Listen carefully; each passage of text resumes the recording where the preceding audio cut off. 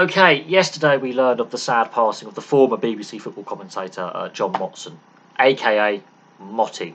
He was an absolutely legendary commentator whose career spanned 5 decades, 50 plus years of commentary on both radio and TV, and of course those segments on Match of the Day. The Highlights programme, which is an iconic programme in itself during its 3 separate runs on the BBC.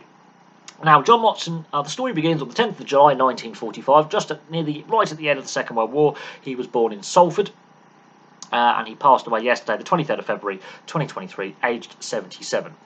Now, growing up, his favourite club was Boston United, but as he matured as an adult and with his work and moving with his family to the home counties because of BBC Television Centre, he announced in 2012 that he was also a Barnet fan. He followed by Boston United and Barnet.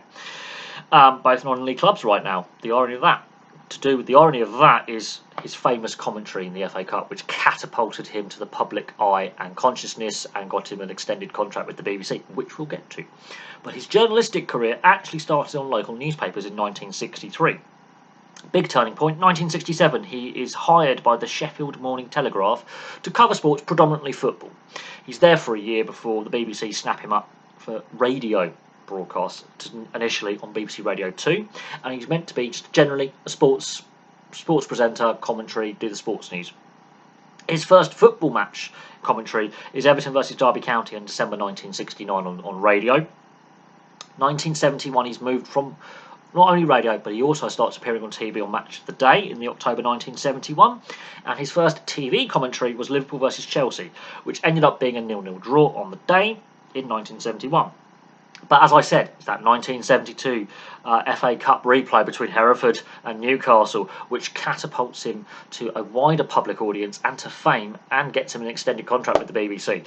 So if it wasn't for Ronnie Radford's goal to equalise in that match, and then Hereford ultimately going on to win the game, Motson's career at the BBC may have been a short one. He could have ended up on ITV or gone back to local newspaper or maybe national newspaper reporting. It is that match on the 5th of February 1972 which catapults him into the national eye, and the BBC are so impressed by that commentary they gave him a 3-year contract extension and he got more high profile matches. Many contract extensions later he would obviously retire fully in 2018. One football match made the commentator.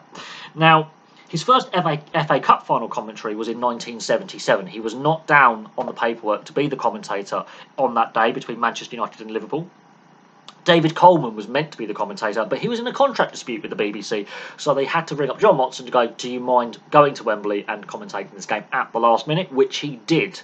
And he had no notes prepared, and he did it, looked at the team sheet, looked at his notes of, for previous matches where Manchester United and Liverpool and those players who were playing, and did it off the cuff in 1977. Manchester United would win that FA Cup final. He covered 29 in total between 1979 and 2008, so he was the FA Cup commentator of choice for 29 further FA Cup finals, except for 95 and 96. Which the BBC had coverage rights for on radio or TV. That is an insane amount. 30 FA Cup finals in total. Sadly, his second most famous FA Cup match that he was the commentator of note for was the 1989 FA Cup semi-final at Hillsborough between Liverpool and Nottingham Forest, which ultimately led to the Hillsborough disaster. And he famously stated he is not a football commentator today. He is a broadcast journalist, basically providing a live running commentary on tragedy, and he was also a witness at the Hillsborough inquiry because he was there, along with all the BBC camera crew and sound crew. They were all witnesses at the Hillsborough inquiry that followed later on, which was the darkest day of his broadcasting career. Now, he's obviously very famous for his sheepskin coat. Well, there's a reason for that. In December 1990, Grandstand was obviously still a programme as well, and on Grandstand, football focused, the opening segment of Grandstand, there was obviously a lot of bad weather that winter. Now, I was still actually over in Germany at the time, and I was only a year old at the time of this famous FA Cup match that was called off and then rearranged between Wycombe Wanderers and Peterborough United. Now, it is a sideways blizzard, and the pitch inspection hadn't been done at this point. There's a few funny outtakes, but the actual thing is he's trying to give an update to to Grandstand, to the live studio. I think Des Lynam or Frank Boff was the presenter of Grandstand of note on the day, and it's farcical because it's clear the match is not going to take place. He's wearing his sheepskin jacket and his flat cap, and you can't even hear him. The blizzard and the wind is that strong, the snow is that heavy, and that becomes an iconic image of John Motson live on TV, struggling to say, I think the match is going to be called off. The outtakes are hilarious as well before they actually go to the live feed. And that was in December 1990, an iconic moment. Now, a decade later, in 2001, a survey was conducted to figure out the 8 best voice pitches. Right, and part of this study into voice dynamics, a survey was done. 32% of football fans who were surveyed voted him the best commentator for radio and TV. In 2008, he announced retirement from live TV commentary over a dispute about the FA Cup rights. Now, the FA Cup rights in 2008 were snapped up by ITV and Setanta. Now, he wanted to continue with those FA Cup rights whilst also working for the BBC.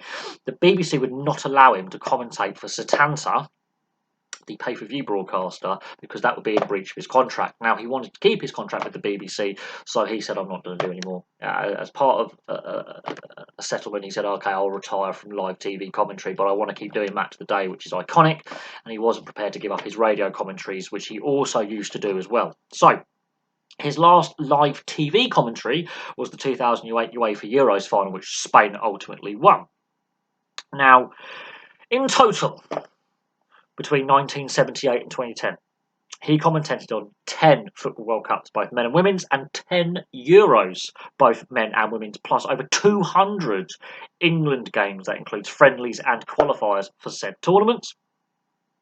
Famously, the 98 FIFA World Cup final, Ronaldo, Brazilian Ronaldo Nazario, not Portuguese Ronaldo, the great Ronaldo. I'm talking about the great Ronaldo, the one with the bad haircut and the ultimate striker. Yeah, the original Ronaldo. Obviously, initially, Ronaldo was omitted from the Brazil lineup in the 98 final against France, and then he was reinstated. So in the 72 minutes between team announcement and kickoff, he's omitted and reinstated by the Brazil setup. And he described it, his words, absolute mayhem and chaos at pitch side. So that was a famous final. France went on to win 3-0. In September 2017, he announced retirement from all broadcasting at the end of the 2017-2018 season. Now, he had been battling cancer at this point. He had been very, very unwell, and it was taking an ultimate strain on him and his family, going for treatment and obviously doing his work commitments. So he said this would be his last year commentating for Match of the Day and the radio. His last Match of the Day commentary, which is his final commentary ever, was Crystal Palace versus West Brom, where at the end Roy Hodgson, the then Palace manager, gave him a special award from the Palace chairman, fans and club, which they had given him, which I think was a special microphone and plaque, which he was given at the end of that match. He was called onto the pitch. All the fans, home and away, stayed, and they applauded him for his efforts since 1963. That's how far back it goes, and his commentary career started in 1968, which is just ridiculous. He also appeared on all FIFA video games from FIFA 96 until FIFA 2005, and then FIFA Manager 2008 was his final appearance in the FIFA video game series from EA Sports. So he was an iconic icon of the commentary, alongside many other commentators, of course, but he was iconic as one of the commentators who did voiceovers for the FIFA video game series through EA Games. I grew up playing them. Many people who watch this channel have obviously played FIFA since they were little, and John Motson was one of the commentators of note in the video game series. He briefly came out of broadcast retirement to do a bit of work for TalkSport on the radio, alongside Jim White and Simon Jordan and others, and Big Al. And finally, this is a final note, he prepared all his notes and research himself. He didn't have the boffins that many of the other commentators and co-commentators do. He did all his research and notes himself. He didn't have any backup crew helping him, none of the researchers in the background giving him. He did all his research himself.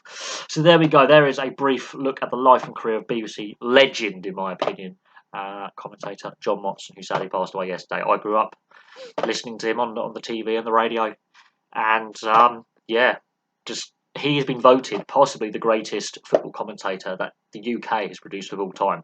Again, Bill McLaren and Murray Walker, I think I rank him up there for UK commentators for his iconic impact on the sport he commentated on. Of course, there are some other iconic commentators who commented on rugby league, motorsport, rugby union, ice hockey. You name the sports, there are some other iconic commentators, both here domestically in the UK and globally, who are iconic legends. But John Motson, what a career, what a man, and it's very sad that he's no longer with us. So there we go. Thank you very much for watching. Please place your thoughts on John Motson below, and I'll have some more video content for you very, very soon.